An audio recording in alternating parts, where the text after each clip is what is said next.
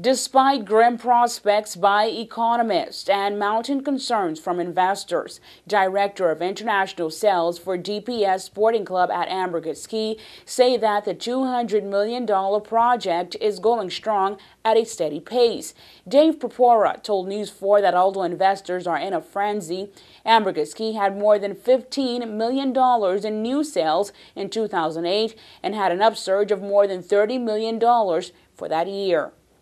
And going into '09, we saw a lot of projects and people retracting, and we felt that we were going to be proactive and offer a "You Fly, We Buy" program for qualified people. So that's where we are today. We're really trying to get people down here that can become potential owners and members and stay in the cottages, stay in our luxury safari tents. We're also finding that with what's happened in the stock market, that people now are gravitating back towards, tangible assets, and you have beachfront, oceanfront real estate, and you compare that to a stock purchase these days, and I think people are really starting to get the idea that, it's not only a great lifestyle play, but also a great investment. Purpura stated that keeping their sales steady has a lot to do with their approach to new members and their style of exclusivity.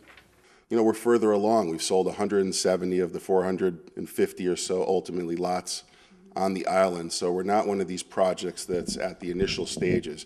You can see we have about $200 million in infrastructure in the ground with the runway, the desalinization plant. You're getting air conditioning, fresh water, and people have a comfort level where they see 14, 15 homes up with another 6 or 8 in design.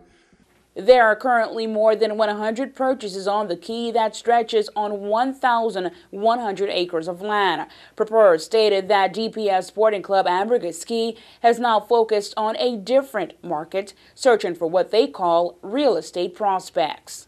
The initial membership was heavily based out of New York, Connecticut, New Jersey, East Coast. But now, especially since those are areas that are Dow Jones sensitive, we're tapping into other markets, and exactly as you mentioned, Atlanta is one of the cities that have actually increased their flights down to the Turks and Caicos. Charlotte on US Air.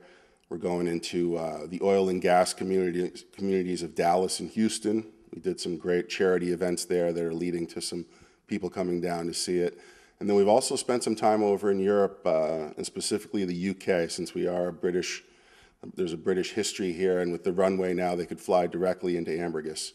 Purpura further went on to say that the September hurricane had not damaged the Cay, however, validated the Ambergis Cay project as being a world-class development. We've built our homes to a 5+ and had very minimal damage, just some shutters that went down.